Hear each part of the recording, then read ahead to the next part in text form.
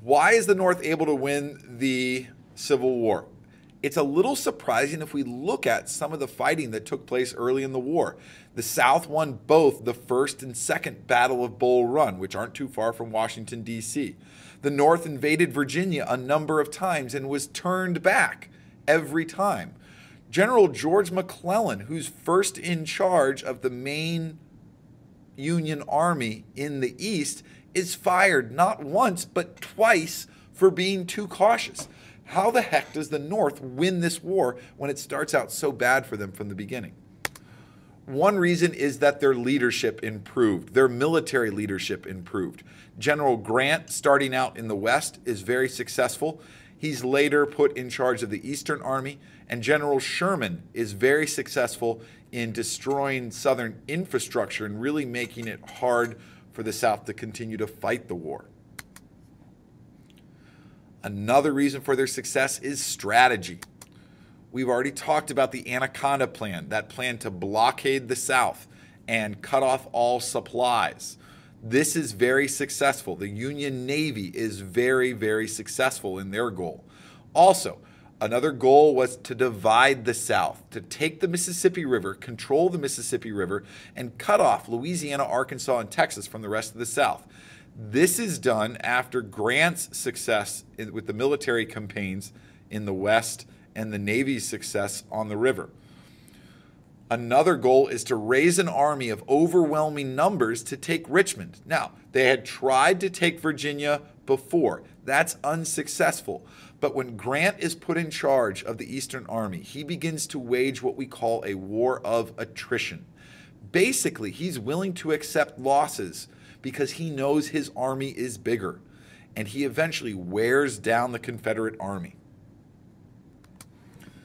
Another reason for Northern success is some victories, and I'm using air quotes there, some victories in some key battles. In the Battle of Antietam, no side really wins, but the South fails to draw that decisive, convincing victory that would have gained them foreign recognition and support. General Grant had a number of military victories in the West that successfully gave the North control of the Mississippi River. Grant led his forces to victory in the Battle of Shiloh and the Battle of Vicksburg. Those are probably the two biggest in the West. Also, you've probably heard of the Battle of Gettysburg. That's when General Lee took the Confederate Army north, all the way up into Pennsylvania. And the North's victory in the Battle of Gettysburg really destroys the South's ability to go on the offensive for the rest of the war. They're really restricted to just fighting a defensive war from that point forward. And finally, the eventual capture of Richmond leads to Robert E. Lee and the Confederate Army's surrender at Appomattox Courthouse in April of 1865. Another reason for Northern success is their overwhelming resources. Let's take a look. They have a larger population than the South. They have superior wealth than the South. They have more industry and more valuable industry and more workers in industry than the South. And they have better transportation, especially railroads. These are compounded by Sherman's march to the sea and other efforts by the Union Army to really destroy the South's infrastructure and environment. General Sherman leads a march from Tennessee all the way to Savannah, Georgia, and then up to South Carolina, Columbia, South Carolina. Along the way, they burn and destroy farms, barns. They confiscate as much livestock as they can, and they slaughter the rest. They especially destroy any railroads they come into contact with, and we see that in this picture. The end result is that the South is unable to get food and supplies to their civilians and to their soldiers. Their soldiers begin to desert the Confederate Army in large numbers, and civilians are upset and rioting and unwilling to continue to fight the war. And another big part of destroying that Southern infrastructure is what we started by talking about, and that is the Emancipation Proclamation, which freed slaves in rebel states. The Confiscation Acts, which did not return slaves to their Southern owners. The end result is 1 out of every 4 slaves is freed. That has a real economic impact on the industry and production capabilities of the South. Let's talk about effects of the Civil War. First, the negative effects. Obviously, is the death toll. Over 600,000 men are killed. Most of them are from disease. Now, that's 600,000 people who are not able to contribute to American society.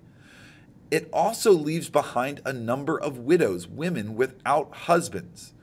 Now, these women, and it was more unlikely to remarry at this time, these women lead a much more active life.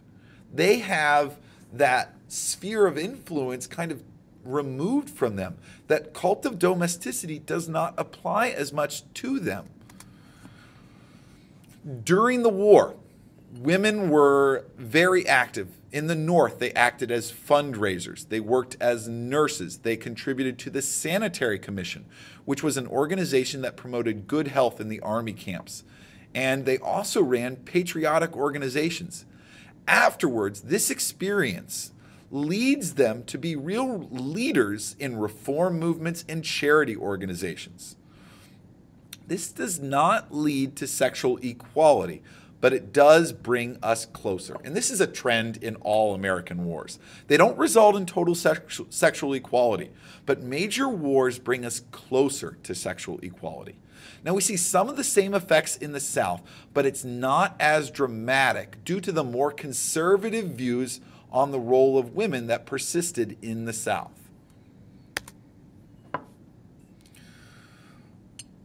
The war greatly affected the working class people of America as well. There's major inflation, which we talked about, and prices are rising faster than wages. That hurts the working class.